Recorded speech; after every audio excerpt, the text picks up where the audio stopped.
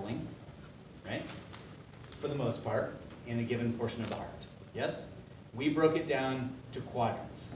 Those quadrants were based on a 360-degree circle. Talk to me about that 360-degree circle. 180 one direction, and then a negative 180 the other direction. Good, and what were those directions? Clockwise.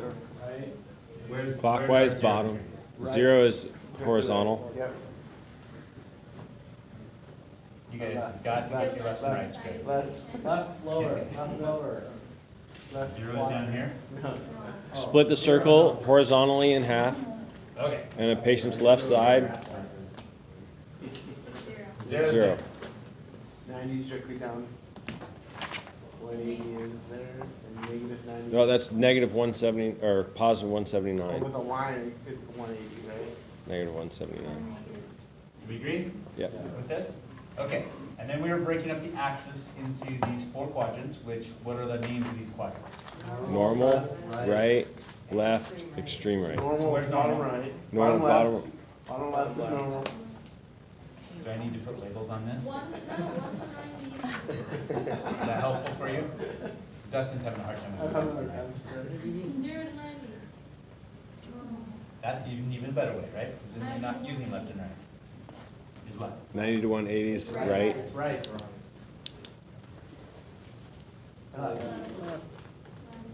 Extreme right.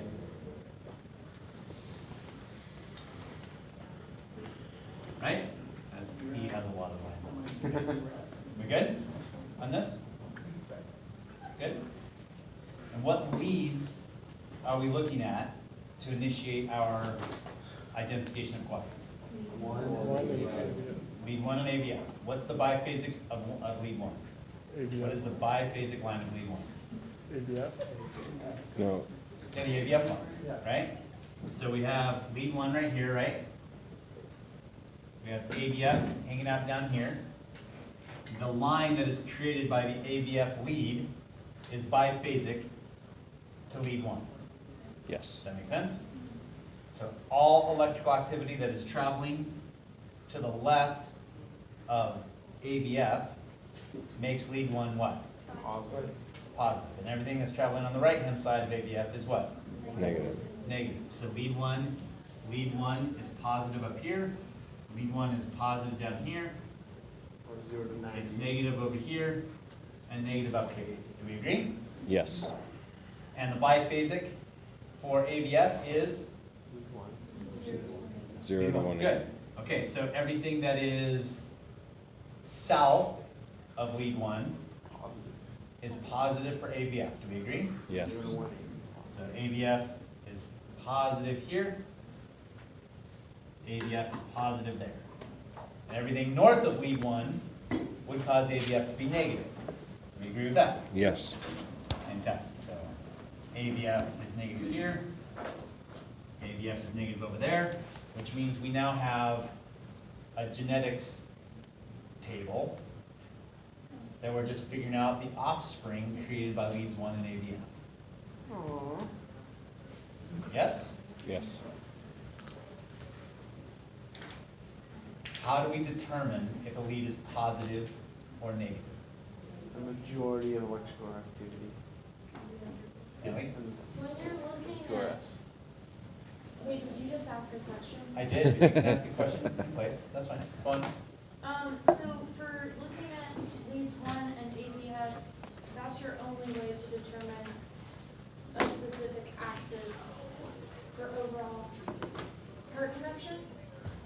It What is- other axes have It is their the, biphasic? it is the easiest way for us to very quickly determine the quadrant that the electrical activity is in. It is not the only way. So every other one of these leads has a biphasic line on every 30-degree angle of your thigh? Every 30 degree? What do you mean by that? Make sure that I understand what your question is. When you draw your little pizza, Yep, it's a new lead every 30 degrees. yep, So the reciprocal should be every third degree, it should be somebody else's Yes. biphasic line. yes. You're making a connection that we haven't discussed, but we're about to. And you're right, that is, How that, did I make that connection? Is I that don't know how you made that the- connection, but you did, and it's a correct, it is correct. Do you Does understand that- what she just said? Yeah. No. Okay, she just said this, right? Let's go back to here. That's lead one, Yeah. that's AVF. Yes? Yes. What degree mark do you remember was lead two pointing to? Do you remember? 60.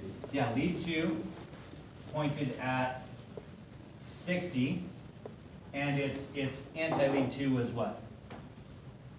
This is 120. This is 0, this is 90. I'm going to change the color of this for a moment.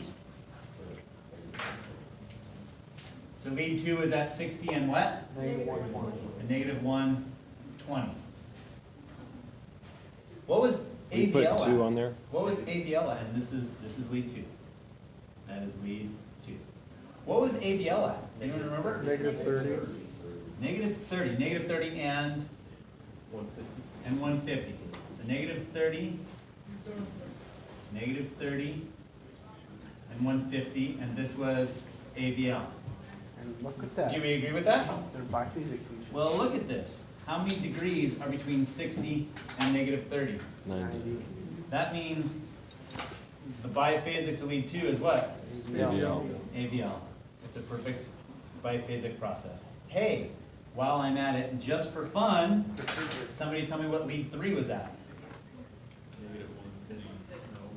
120? 120, and what's its anti-lead 3? Negative 60. 30. You realize when I say anti-anything, that's my terms, you're not gonna find that in your book. Yeah. I'm just making it up to help us understand. 120. Okay, so 120 and what? Negative 60. 120 and negative 60. This was lead 3. You remember what AVR was at? Yeah.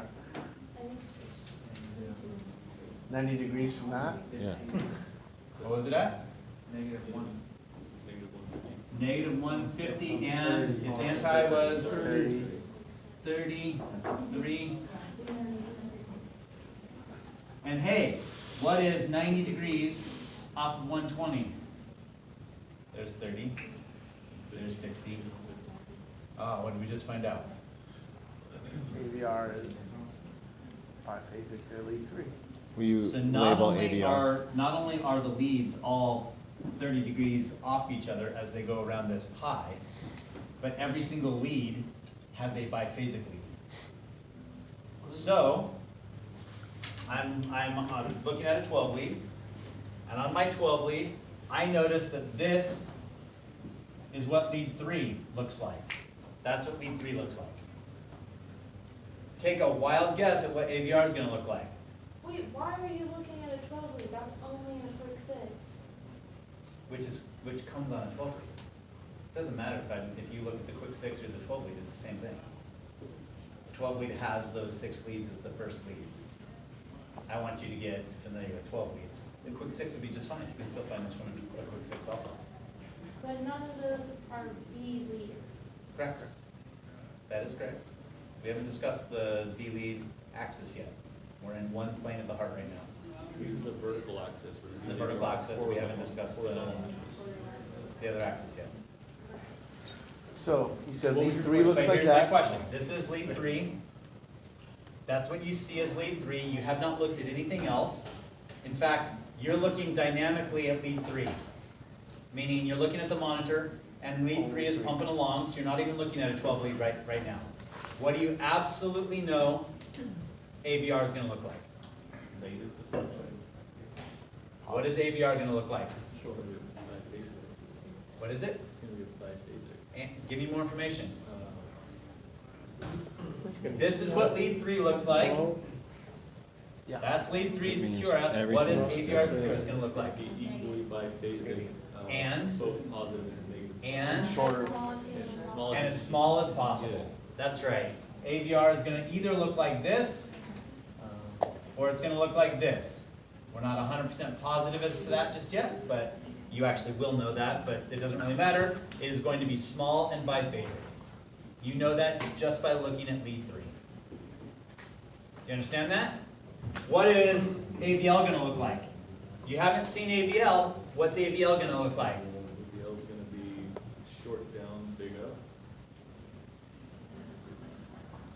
So actually, back to the last one, so I was looking at these for them. So you said for 3 and AVR, if 3 is what you're showing right now, AVR would have to be so small because it just crosses the camera ever so slightly. Most of the time. We'll discuss when that's not always the case. Oh, okay, that would be my But question. because it's all positive, that means no. We're starting with normal right now, right? We have a normal individual, with no pathology, and our EKG is perfect, meaning there's no artifact built into it right now. What will AVL look like? Slightly smaller, but more negative. Slightly smaller, but more negative. That's right.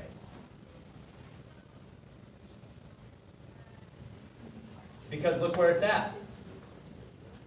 If lead 3 looks like this, where's my electrical activity traveling in relation to lead 3? Where's Would it be this? small Where or is it? would it be? More negative. Doesn't matter. Okay, We'll have to deal with that later. Which one are we? My Lead question 3. is this. In order for lead 3 to look like this, what does the electrical activity in the heart have to be doing? Towards it. More positive. Traveling to lead 3. So If down. it's traveling to lead 3, so the electrical activity is going this way, what is it doing in relation to AVL? Away from it, So what does AVL have to be? more negative. And how negative compared to lead 3? Not quite as negative because it's not straight on. And how negative compared to all the other leads?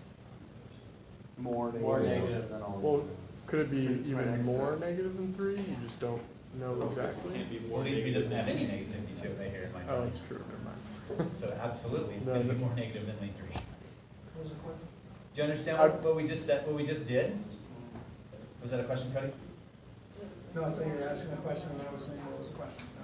I have not asked the question. Do y'all understand what just happened? Yes. Okay, so what that means is that if I have a few given parameters, parameter number 1, I have a completely normal individual. They have normal physiology and they've got a normal body size. So we're not dealing with excess adipose, we're not dealing with weird growth of organs, we just have a run-of-the-mill normal individual who is not dealing with any pathology right now. So they have no heart conditions or anything that's causing any problems. I have a normal person under normal physiology, right? And if I'm also given an EKG that is perfect, meaning I'm given an EKG where they don't have any tremors, they don't have any weird breathing issues, they're not shivering, I have no artifact added into it, okay? So my circumstances are ideal and my patient is ideal. You all understand what I said? And I'm given 1 lead. 1 of those 6 leads. I should be able to draw the other 5 before seeing them, If it's normal. assuming everything is normal. I should be able to draw them because now we're just talking about math. Right? Because I know that all the leads are 30 degrees off of each other. And given anything, if lead 3 looked like this, I can take the proportions of how positive it is compared to how negative it is, and how close to biphasic it is versus how close to mostly positive or negative is, and I should be able to tell how far off the biphasic it actually is. So if you had lead 3 and the electrical activity is going straight to lead 3, so you have 0 negative amplitude on it, and you go to AVL, because you know the degrees off, does the height of each box in 1 millimeter, can you denote or reduce the size of amplitude because Yes. of the degrees off? Yeah. So like if that one is 10 millimeters high, 30 degrees off of that would be 70. Yes, I should be able to, because all of it's now just math. Right? I'm not asking you to do that project. I am saying that if you understand the process, you should be able to. And then, let's talk about Monz's question that he didn't have an opportunity to ask. If you have that in your head already, if you already know what 1 lead looks like, you should be able to get to the point that in your head, you have a general idea of what all the leads should look like, which means when you see one that doesn't look like it's supposed to, you can key in on it faster. Because you're going, oh, something's not right here. This isn't what it's supposed to be. Why is this not what it's supposed to be? And then you go through a list of all the reasons why. And then you start thinking about all the list of the things for why something might be not like it's supposed to be. Right? That make sense? I realize that that might be abstract for some of you because we're talking about math and geometry. But it is still math and geometry, any way we look at it. Yes, ma'am? No. No, ask. Come on, I love your questions.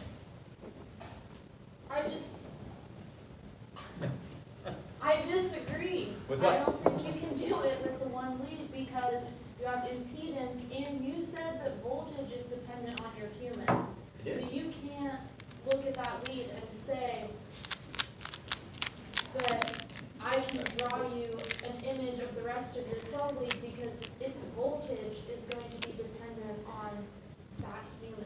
You're right, but it's That proportion in that human is going to be the same in every single lead. Yeah, I don't get that. If I have two cameras taking a picture of the same human, the impedance that that human has is the same in both cameras. Therefore, the proportion that it creates is the same in that human. Because your machine is augmenting those electrical signals to make sure they're in ratio across the board. Yeah, they're just, the machine is taking the picture under the same conditions and circumstances. That is So what correct. if you're putting a 12 lead on a paraplegic person? What about it? Doesn't matter. The electrical activity, Impedance might be different on one side versus the other on that person. but their proportion is the same. It doesn't matter if they have like extra fat over here and less fat over there, or one arm over here and no arm over there. The way the electrical activity is coming from the heart and traveling through the body is still going to be the same for them. For them. Okay. So each camera is going to be taking those things into consideration in the same manner from that So your unit. ratio of drawing your 12 lead off one lead is going to be proportional the amount of inflection it has up versus down. Correct. That is correct. But the voltage itself is compensated the same off of your human. For each of those leads in that single human. That The is correct. 1%. That's right. So for example, I might have in human number one, I have this as my most positive lead. But it is all positive. And I'm talking about ideal situations, right? So we have no pathology going on. So this is my positive lead in this particular human. It is the only lead that is 100% positive, and it just so happens that their electrical activity is traveling exactly at that lead, so therefore it is only positive. Do we understand that? Therefore, I would then go through my process of creating the biphasic lead, and the biphasic lead, I would expect it to be something like this, give or take. Okay? In human number two, Can I my add that? positive lead is here. In human number two, I have this as the most positive lead, and it is all positive, so the electroactivity is traveling straight for there. So my biphasic lead in this human might look like this. Its biphasic is bigger than that biphasic because it's proportionally larger altogether in that human. But the general proportions of going from this to this in this human is the same as going from this to this in that human. And that's just a trigonomic calculation Yes. of, that's your triangle and you're Yes. doing it, okay. that Because makes it's just geometry and math. Yeah.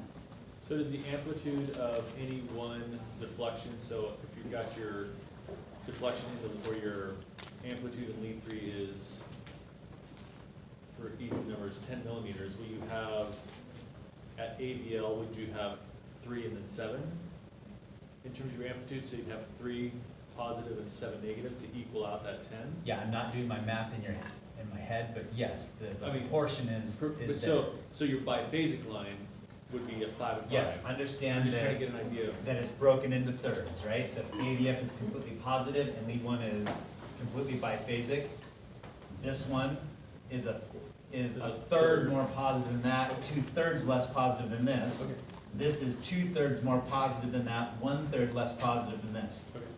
And everything in between, in perfect degrees. Do y'all understand what I just said? Yeah. Y'all, right? Because EKG is math, any way around it. It's as, I mean, I realize that math can be hard for people, but it's just math. Now, I'm not asking you to do the math, but I am asking you to do some proportional things in your head, right? So if this is my AVF, if that is my AVF, and that is my lead 1, right? I should have this lead be, you know, a third more positive than that on its way to this, right? But still have quite a bit of negative there. This one's gonna have even less negative. And then we've got here, so I've got something like here, I'm gonna have something that's quite positive, but not as positive here, and a little negative. This one's still gonna be positive, but not quite as positive. It's got negative, but not quite as negative, and proportionally it's moving along the lines, right? Now I'm going exactly the opposite. This one's gonna be completely negative. That would be completely negative. I realize it's not a lead, it's an anti-lead, but I have a lead that I have to deal with, right? So here we have this one, which has got something like this going on. This one then is gonna have something like that going on. And I can continue that all the way around, which means I only have to have one lead to have an idea of what the other ones should look like, give or take. Enough that at least when I'm looking at them, I can go, something's wrong here, because it doesn't look right. So at what point is it pathological to have your ratio reduced a certain amount? Like, you know what I mean? I do. And I don't know how to say that. unfortunately, there's no easy answer to that because there's so many different things that could come into play. It could be my machine's a little off. It could be I've got some artifact going in. So at least from a big picture standpoint, you're just able to go, something's not right here. Now you look at it a little closer and you're going, oh, this not right thing means nothing. It's something wrong with the machine. It's something wrong with the fact that I'm dealing with somebody who's 350 pounds and there's some motion in their body, so I'm not worried about this. In a different situation, you might look at that and go, no, this actually means something really important. I'm glad I was able to spot this. But that'll be for you to look at in combination with, you've got a patient in front of you, right? I'm not asking you to use this in an isolated situation because we can't have an isolated body. We have an integrated body, and this is one piece of a larger picture that you're integrating with everything else. Good? Sorry, this is a little, when someone's in VTAC, can the signal travel back to the AV node, or is it a one-way? No? It can go back? Absolutely. Okay, alright. And it slows it down? Which is how you get those retrograde P waves, right? Yeah. Right? Yeah. Does it still slow it down the same Yes. amount as? Yeah, doesn't matter which direction because we're just talking gap junctions. Okay. The gap junctions are bidirectional. Would a retrograde P wave be inverted? Depends on what lead you're looking Lead 2, yes. Lead 2, yes. at, right? We good? We understand? Because we gotta take it to the next step. This might be the next step, but does that same system apply to the precordial leads? Yes. On a different axis? the pre-quarter leads are set at 20-degree increments instead of 30-degree increments. Oh boy. And it's called the Z-axis, which we'll come to later. Okay, yes? So you're really just wanting us to get quick at visualizing, not Yes. necessarily doing the math of like, if it's slightly I want you off, to then start that's- doing the math too, but from a show your work standpoint, from a I'm on scene standpoint, I want you to be able to visualize it. So when you took your math class, you had to show all your work, right? Yeah, totally. You had to show your work in your math class because they want to see the thought process you're going through and to train your brain. I want you to do the same thing when we're coming up with the degrees here. But in a practical sense, you want to be able to do math in your head when you're at the supermarket, right? And be able to come to the answer quickly. Because you spent so much time showing your work along the way, your brain was trained in a process that then it can go through quickly. I'm wanting the same thing here. I'm asking you to do something on paper that I wouldn't ask you to do on scene. But that doesn't mean that there's this test land and this real life land. It is, I'm wanting to train your brain to be able to more quickly recognize when things are wrong. Right? And if you don't know what it's supposed to be when it's right, and how to come to the right answer, you can't quickly determine when something's wrong. Or how wrong it actually is. Right? How do you find in a pediatric patient, I realize this isn't related to EKG, but in a pediatric patient who has completely normal vital signs, how do you know that they're about to crash on you? If you don't know what to look for, and you don't know what the intricacies are in that child, then how do you know that they're about to crash? But their vital signs are completely normal, right? You have to know what normal is and how to come up with normal to be able to identify when things are not quite normal. Quickly. Yes, ma'am? And an example of something not normal on those leads is if you see a biphasic lead and then you look to see where its actual lead is, and it should be the most peaked that it can be, Yeah. and it's biphasic. Yes. For example, So that would be an ischemic issue because you are not able to get electrical signal through that part. yeah. So, for example, I see lead 1 looking very, very small and biphasic. Red. Yep. And red. Lead 1 is looking small and biphasic. In my head, I'm immediately thinking that AVF looks what? Positive. Big. Big and Tall. big, tall, and positive. Excellent. And when I look at the EKG, this is what I see. That's not good. That's not. What do I immediately know? Something's wrong. Something's wrong, and where's my axis going? North. My axis is going north. My axis is up here. What's your anti-lead say? My axis is going up here, which means AVR is going to be what? Positive. Positive, when it's supposed to be. Negative. Wow. Right? I saw this going across my dynamic EKG. I knew what this was supposed to look like. And when I printed out my 12 lead, or my quick 6, I don't really care. How'd you get V1 and V2? Yeah, when I printed out my AVF, I noticed, wow, that's not what I expected. And this is a problem. Because we should not be having an axis that's going this direction. Can you deduce from that it's almost a ventricular rhythm then? No. Because it's coming from the bottom up? No, it's a narrow curve complex. It can't be ventricular. Well, it's widening. Well, it won't be bowed. It won't be bowed either. So the heart, get your calipers out. Whatever. Well, either I've got an anatomical problem, or I've got a serious electrical issue going on.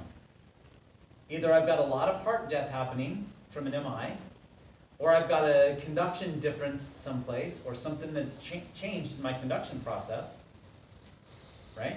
But something's wrong, and I noticed that very quickly. Because I saw lead 1, I knew what I was supposed to see in AVF, but when I peeked at AVF, I saw something very different than I expected. Right? How will WPW change your axis? Well, WPW, well, how would, I'll put that back on. How does WPW change the axis? What does WPW cause? It just bounces between the circuit, it just makes a circle and it works for your electrical signal. What does it do? What is Wolf-Parkinson's way?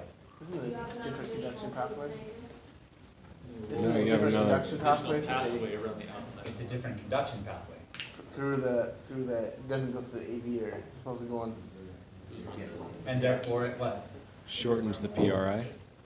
You get a delta wave on QRS. Are you telling me, so you're answering the questions on what you find, but that wasn't what my question was. What does it do and what does it not do? Not, what does it show on the EKG? It doesn't follow the same pathway So it's a different pathway than, than a normal part. what's the normal pathway? Through the AV node. Great, so It it's a different, bypasses the AV great, node. so that's what it does. And what does it not do? Doesn't change anything other than It doesn't change the QRS. length, I'm not asking about EKG. it doesn't do anything other than change the pause between the atria and the ventricle. I don't understand what you're So saying. the AV node delays our signal, Yes? and with Wolf-Parkinson's white, there wouldn't be a delay because it's bypassing the, but it's Okay. not hitting the Purkinje. Fibers. Okay, so it's not, so it's going through, It's going through a separate wave that's not in the pathway, and so what's it not doing? so it's not fast. Lane. It's not delaying. Great, so now what is happening after it gets into the ventricles? It's going cell to cell. It's going cell to cell. So what's happening to my electrical activity in the ventricles? It's slow and it's Slow widening. where? Right before the QRS. Or. No. You're not asking about the EKG? Slow at the top. Could you ask that question again? Slow in what part of the heart? The ventricle, What part of the ventricles? Which Top. ventricle? The- We got two ventricles. the left ventricle. Depends. Fantastic. So if it's in the left ventricle, then we have a slower depolarization happening in the left ventricle. So now talk to me about the average electrical activity and where it's hanging out. It's hanging out. The left ventricle. Because In the left ventricle, fantastic. So I've got more electrical activity happening on average on the left side. So therefore, what will my axis do? Go left. They'll shift left from what they're normally doing. Is Wolf-Parkinson's So would that white be always left? Well, it depends on what their normal axis originally was, right? Well, maybe it always go through to the left ventricle, Most of the time, not through the right. most of the time. So when you're concerned about giving cardizem to an unstable tachycardic patient, and you aren't able to gather a history whether or not they have Wolf-Parkinson's white, you can look at your access to diagnose that they have Wolf-Parkinson's white and choose not to give that medication. No, I can look at my axis to help make some determinations on where things are, but you also have to remember that Wolf-Parkinson's white, as you start to get a faster and faster rhythm, the fact that it's not being delayed in Wolf-Parkinson's white is less apparent, which is why the delta wave goes away. So I'll have a left axis shift more commonly when I have what kind of a rhythm associated with Wolf-Parkinson's white, Bradycardia. a bradycardic rhythm. Because the faster it goes, the less Less delay. Wolf-Parkinson's white has an effect, therefore, everything's just back to what it normally was, and so my axis will actually shift back a little bit more to be more normal in a tachycardic rhythm. So there's really no way to know. Not from that aspect of it, no. You see But we haven't discussed WPW in depth yet. a hump But on you can, QRS. there are times where it's helpful to. Sorry. Okay, so, back to Annalise's original Lindsay's gonna see that. statement, question, I don't remember what it was, but the matter Well, I of, was trying think to she's the figure only one out that what watches. pathological ratio you can use to diagnose your biphasic versus your non-biphasic, like what that is, and you already answered that. Yeah. You can, there's no hope. yeah, You that's can, true. I'm not gonna say. So you can go, you can actually go, those of you that this is, you're easily seeing this, and I'm about ready to discuss, I want you to be able to find the degree as well. So some of you can make the connection that you can go much, much faster when your brain is, have any of you ever read the book Ender's Game? Yeah. Yes. Yeah. Every one of you should read Ender's Game. Great book. How about Ender's Shadow? Hell yeah! Okay, excellent. So, That's such a good book. so Ender and Ender's Game used to be on the required reading list for all Marine officers because of the value that it had towards tactics. But it doesn't really matter. Ender and Bean had this amazing ability. Bean had a bigger ability than Ender, but they had this amazing ability. This is a book that takes place in space. Okay? And bugs. And one of the biggest abilities that these kids, Ender and Bean, had was that when they got into space, into a weightless environment, they could immediately and quickly in their brain get rid of up, down, right, and left. So they were able to be in a spaceship that on Earth had a floor and a ceiling. But as soon as they got into the weightless environment, they were able to recognize that the floor was not the floor. There was no longer a down or an up. You could make the down be whatever you wanted the down to be. So you could immediately, in a weightless environment, make that be down, and now you're prone. Or that's down, and now you're supine, without moving your body. They were able to do that in your head. So if you're an Ender in here, or a Bean, you can make this connection off of this. We are using AVF and lead 1 because it's easy for your brain to deal with, because our brain works well in vertical and horizontal.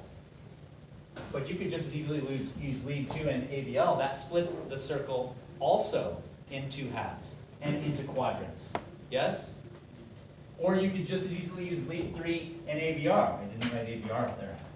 She's bugging him for a while. I bugged you a couple times. You can easily use that because that splits the circle into 2 halves as well. Right? So where I'm telling you to use leads AVF and lead 1 to be able to isolate the quadrants.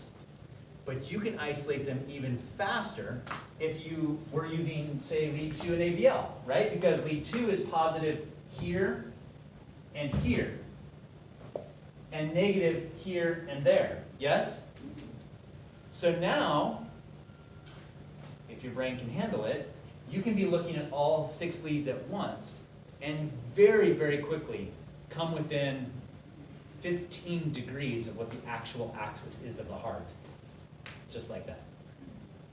Because you know, you look at leads AVL and AVF, and they're both positive, so you're in the normal quadrant. You looked at lead 2 and AVL very quickly, and you saw that AVL was negative, but lead 2 was positive.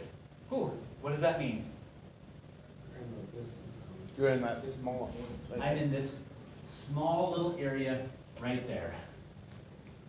Does that make sense? I isolated it to 30 degrees just by looking at 2 different sets of leads. Just like that. Right? Then I can go very fast method and go, okay, which one's more positive, AVF or lead 2? Now I know what half of that 30 degree I'm on, and I'm within 15 degrees just by looking at those 2 sets of leads, just like that. Right? So is being in the 90 and the 120 degree slice, yep, is that less dangerous than being in the 120 to 150 degree? This typically means there's less of a problem than you. Okay, That is so- correct. The more you go this direction, and the more you go this direction, the worse their condition would be. So at what slice, what degree is, Bad?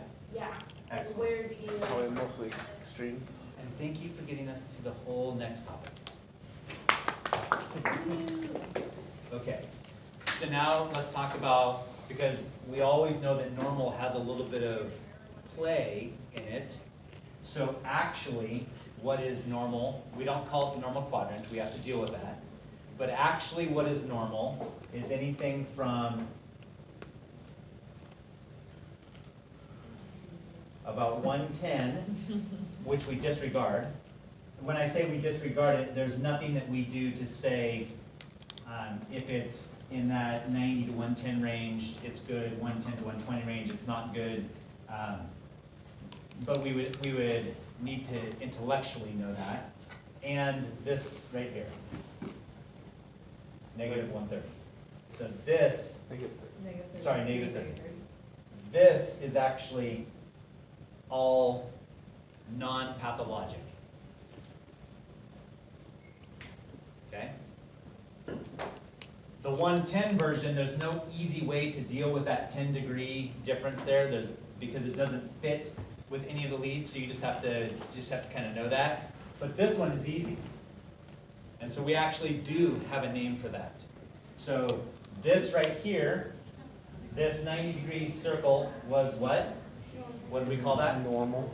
We called that normal, right? And we called this left, right? Okay, but we have a split right here at negative 30 in our left axis deviation. This 30-degree window right here, negative 30. This degree right here is what we call physiologic left axis deviation. And guess what this one's called? Pathologic. And this is pathologic. Pathologic left axis deviation. And you do need to denote that right there. So if they have a left axis deviation, you would need to note if it's physiologic or pathologic. And you already can. What's the absolute, what one lead could you look at to determine whether or not it is physiologic or pathologic? Because why? Because 2 incorporates it all. Or your AVL is your biphasic to lead 2, so it tells you whether or not you're in there. So if it wasn't, if your lead 2 was fully positive, your AVL should be biphasic equally. So if it deviates one direction or the other, you know whether or not it's pathologic or physiologic. So if lead 2 is positive, what do we have? Physiologic. And if lead 2 is negative, what do we have? Pathologic. Do you understand what Chairman just said? Can you repeat that one more time? Absolutely. Okay? So lead 2. What color is it? Yeah. This is the lead 2 biphasic line. That means everything down here on that half of that circle, lead 2 would be positive for me. That means lead 2, this is all lead 2 positive. That means all of this is lead 2 negative. That line is right there at negative 30, which means if my axis is in here, lead 2 would be what? Positive. And if my axis is somewhere up here, lead 2 would be Negative. negative. It's not full, it's like more positive than it is negative. Correct. That is correct. It just has to be a slight bit more positive than negative, right? I can't use lead 2 by itself, right? Because of the other half. Because lead 2 can be positive over here too, Right. and that doesn't help me. So I use AVF in lead 1 to isolate my quadrant, and if my quadrant was isolated to the left axis, then I look at lead 2 to determine pathologic or physiologic. Why wouldn't you use AVR? AVR is not biphasic to this line that I have right here. Oh, And I need to know on that line what it is. because you're looking to confirm your inflection off of lead, off of lead 2? Yes. Because if I use AVR, that would give me, it would let me know if I'm between negative 60 and negative 90, or 0 and negative 60. It would let me know if I'm here or here, but that doesn't help me, because I need to be off of the negative 30 line. Right. So I had to look at lead 2. So anytime, so if you're just being asked for quadrants, that's all you're being asked for. You're not asked for a degree, you're just asked for the quadrant. Then you can look at AVF and lead 1, and that'll break it down to the 4 quadrants. For 3 of those quadrants, extreme right, right, and normal, you'd be done. But if it were in the left axis, you have to go one step further to determine if it's a normal left axis deviation or an abnormal left axis deviation. And that would be looking at lead 2. Seems like it's most beneficial if you're wanting to find out the most information in the heart at a quick look, to look at 2 and AVL, because it's gonna give you most information with one look. How so? Because it's gonna give you, I mean, I understand you can get more information by looking at other places, but because if you're trying to find quadrants, left axis, pathologic or physiologic, in conjunction with degrees, it seems like 2 and AVL is negative, AVL is negative and lead 2 is positive. What quadrant am I in? AVL is negative, And lead 2 is positive. What lead quadrant 2 is am I in? positive, you're in You're between 60 and 150. negative, you're in normal. I am? AVL is negative. AVL is Oh, I'm negative. sorry. You're in red. I am? Lead AVL is negative. Yeah. You'd be between 60 and 150. Below the line. Lead 2 is positive. Oh, so what if my electroactivity is right there? What's AVL gonna be? AVL will be negative. Negative. And what would lead 2 be? Positive. Oh, what if I'm right here? What would AVL be? Negative. And what would lead 2 be? Positive. Positive. So which quadrant am I in? Okay, I see where you're going with that. If I had to look at one lead to get the majority of information, is it beneficial to look at lead 2 and AVL for those 2 reciprocal leads to get a quick, a down and dirty, quick view of the heart with the most information on the spot? But I just gave an example. I understand. I I said, think- How that wasn't the case. I would say I would say 1 in AVF gives you, if you're in the normal quadrant.